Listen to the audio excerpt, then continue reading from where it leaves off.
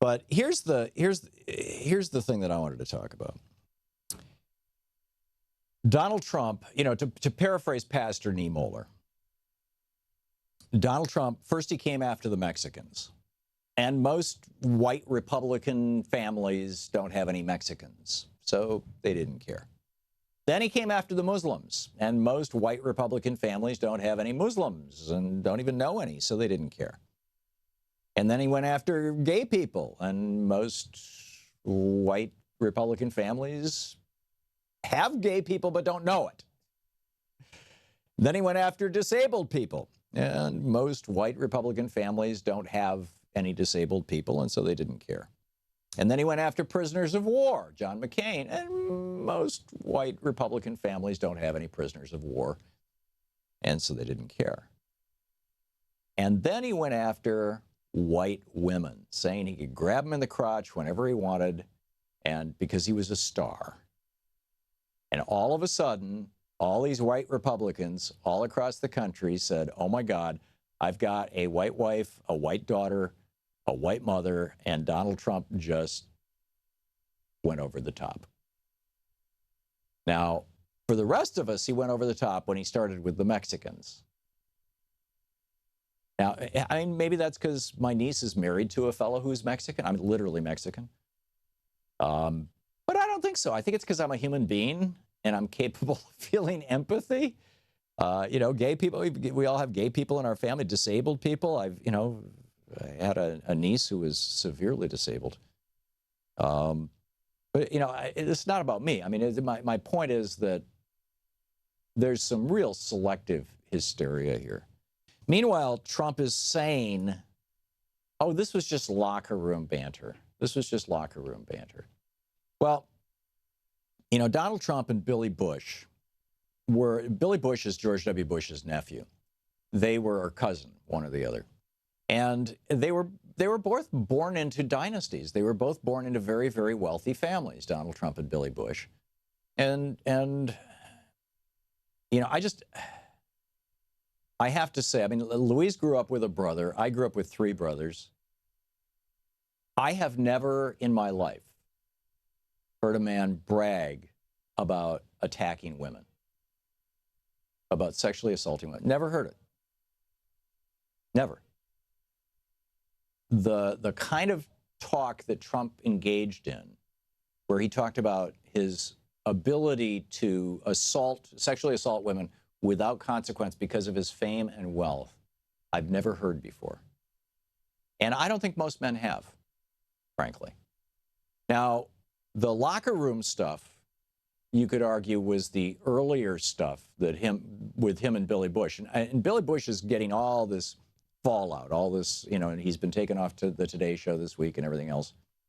And, he was sucking up to Donald. And he participated in what you could arguably call locker room banter, which is, hey, look at her, isn't she hot kind of stuff. That's a different thing than saying that one can simply basically attack women, just walk up to them and grab them by the crotch. It's just, which is what.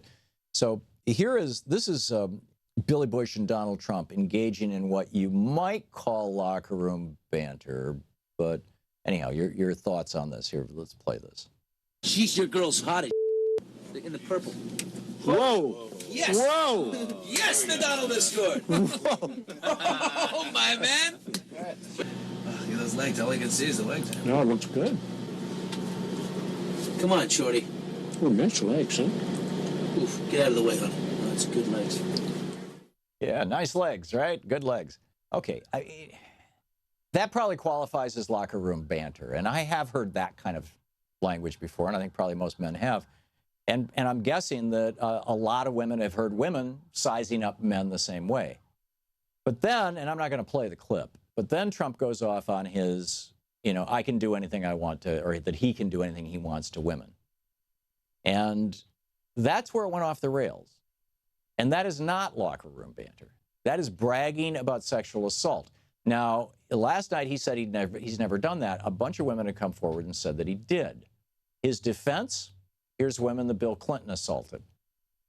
Well, A, that's not proven, but whether it's true or not is irrelevant. Bill Clinton isn't running for president. In fact, Bill Clinton got impeached over something close to that kind of behavior. Paid the price for it. But Donald Trump is running for president right now.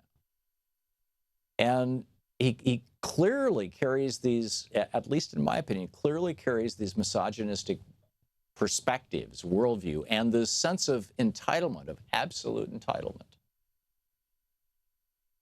That, well, in fact, we saw it on display last night, in particular during the debate, when Trump went off on how he could basically, he was going to put Hillary Clinton in jail. I don't have time for the clip right now, but this is the same thing. I mean, this is, he's a tough guy. He's a bully guy.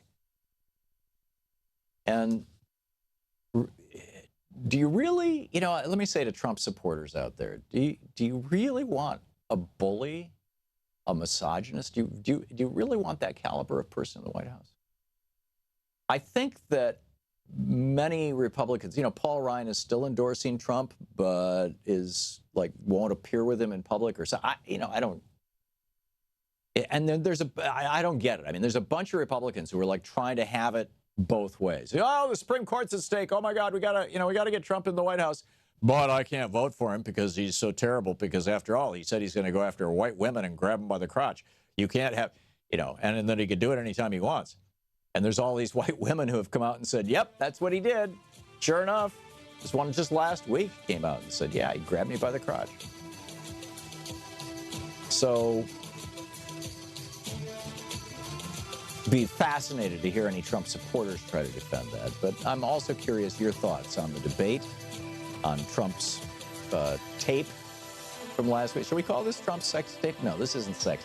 This is power. And it's bizarre. You're listening to the Thom Hartmann program. Call 202-808-9925. And it's not how most men talk.